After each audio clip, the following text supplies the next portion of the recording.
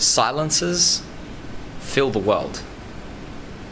Every day we're listening to something, and if we're not, we're hearing the absence of something that could be there. Hello, my name's Michael Morrison.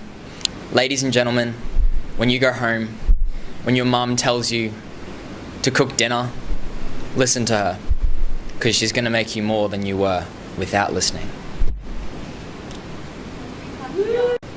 So,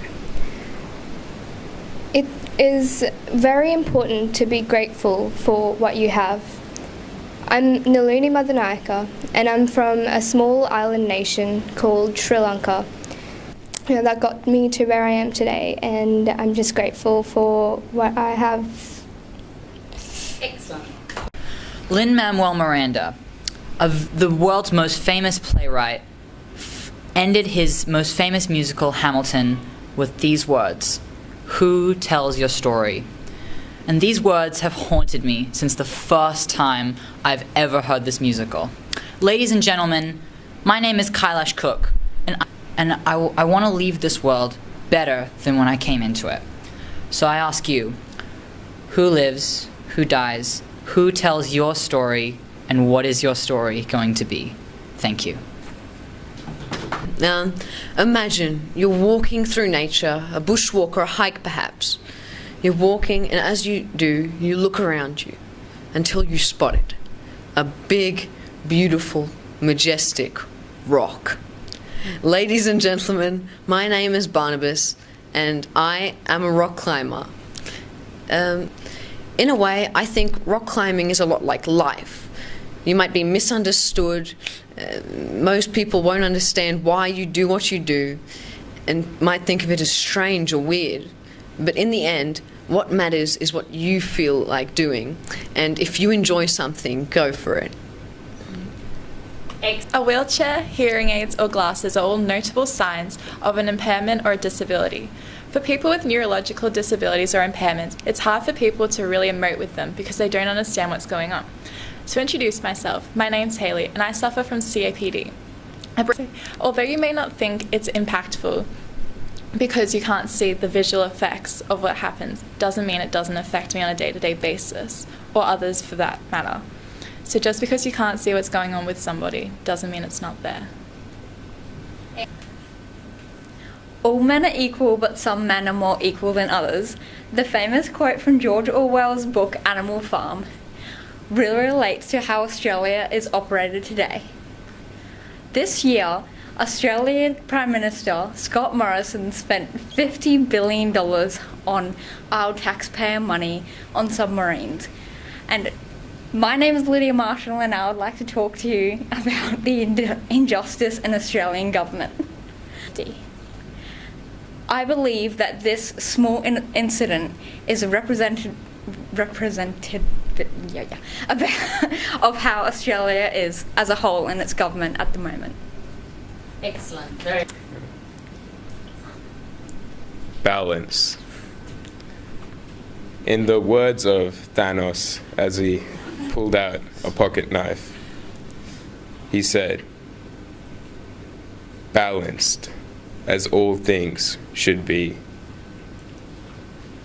My name is Simeon Koshi. In conclusion, do your work, get a job, and live your life.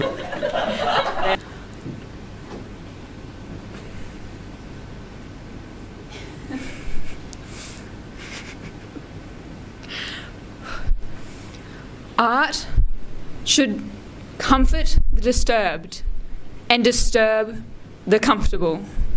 Ladies and gentlemen, my name's Erin McConnell, and art is a huge part of my life. In fact, it's a huge part of all of your lives. So the next time you think that art is insignificant, that art is for hippies, that art is not a proper subject, think about Galileo and how his art has shaped our modern world. Thank you. So, Married at First Sight is not a true portrayal of human behaviour and is extremely bad for society.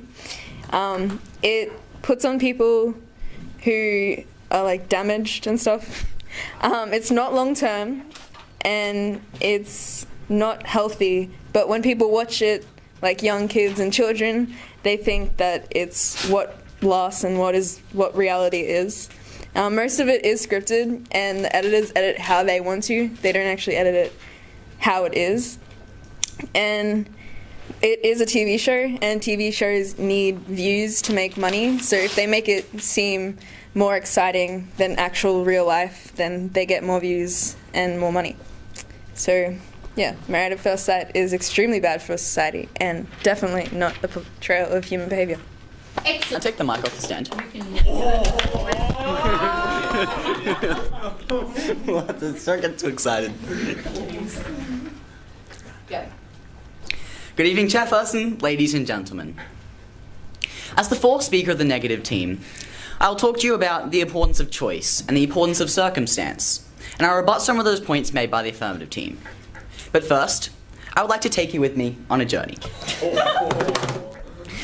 But in the age of today's social media, of Tinder, online dating, and a society obsessed with unhealthy body image, Married at First Night may not be the same, and love may not be the same as it was 50 years ago. But really, 50 years ago was anything the same as it is now? Married at First Night displays a different type of love. So at the end of the day, Married at First Sight may not be great for everyone, and it may not be good for all of society, but it isn't bad for all of society.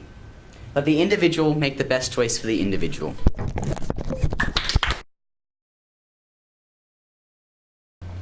Now, the space uniform comes in many different colours.